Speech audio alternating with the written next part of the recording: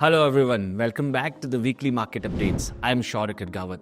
So after some signs of positive recovery in the previous week, this week the pain got intensified as all the indices, be it broader or frontline indices, have given and marked losses of more than 2 to 7% on the week-on-week basis. FIs are also back from its vacations, and this time they have come with more aggressive selling stance and they are selling indiscriminately even at the lower levels. The intensity of correction is so severe that after giving only single-digit returns for the whole calendar year of 2024, now Nifty and Bank Nifty has reached to the levels of April, May and June. That means nullifying all the gains of past 6 to 8 months. Also, the earnings season for Q3 has also started as TCS has posted its subdued numbers. However, the expectations were so low that TCS stock was 5% up after the results. The only silver lining amid this correction is the commitment of the SIP investors have not shaken a bit.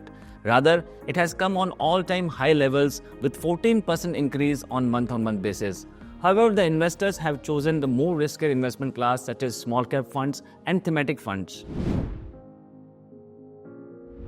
So this week, all the indices have closed in negative territory, whereas small cap indices have clocked the most negative gains with almost 7.5% of losses on week basis. वहीं mid cap index और bank Nifty ने 4.5 से 5.5% तक के losses book किए. Nifty and Sensex has only lost 2 to 2.5% on week basis, and Nifty की comparative outperformance का reason रहा IT index की outperformance.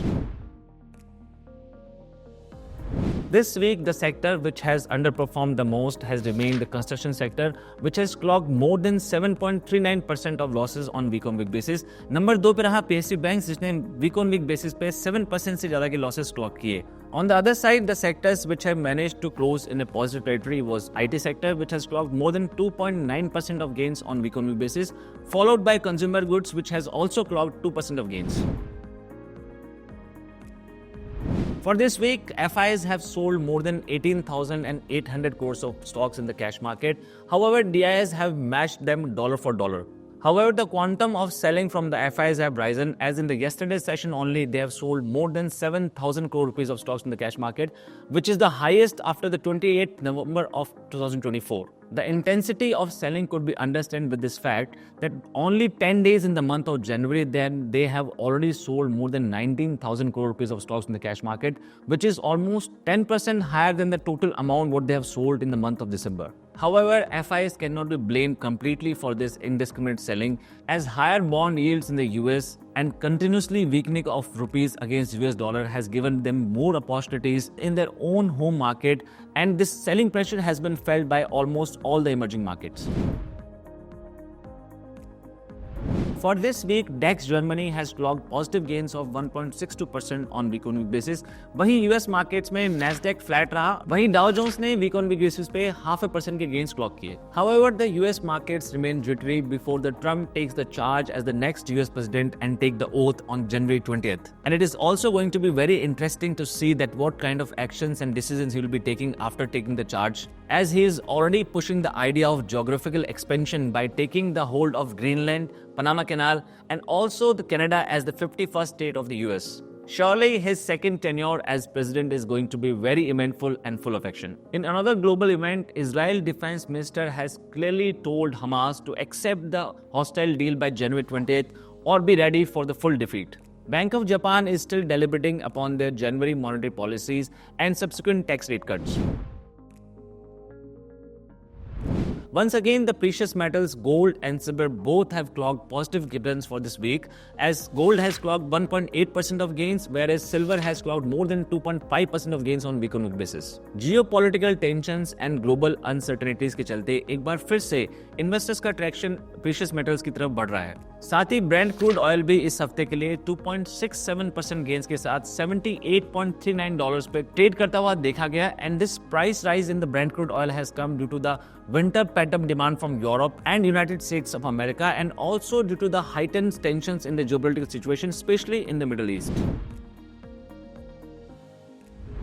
As per the latest AMFI data, The net inflows in equity mutual funds have rose to its highest level with 142% rise on year-on-year basis. Also, at the same times, the debt funds have seen a net outflow of 1.27 lakh crore rupees, which is almost double from the year-on-year basis, and it clearly shows that money is moving from debt funds to the equity funds. Microsoft has decided to invest more than $3 billion in India for development of artificial intelligence and cloud services. Central banks have added 53 tons of gold to their kitty in the month of November, in which India have added more than 8 tons of gold.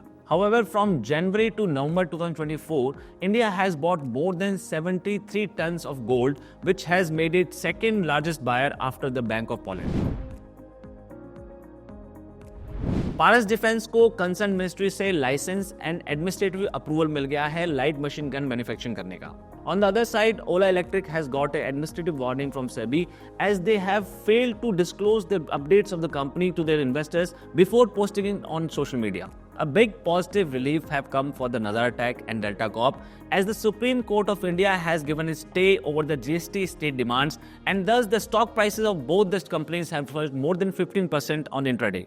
Going forward, the next 3-4 weeks are going to be very eventful, as on January 20th, the Trump is going to take oath for its second term, whereas on 1st of February, the Finance Minister Nirmala Sitharaman is going to present her 8th Union Budget, and followed by that, the MPC meeting outcome on 7th of February.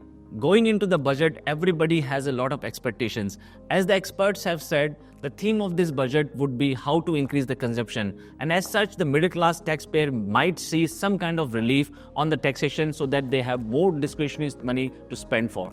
This is it for this week. We'll come up with more information next week. Till the time, stay tuned with us. Thank you so much. Jai Hind.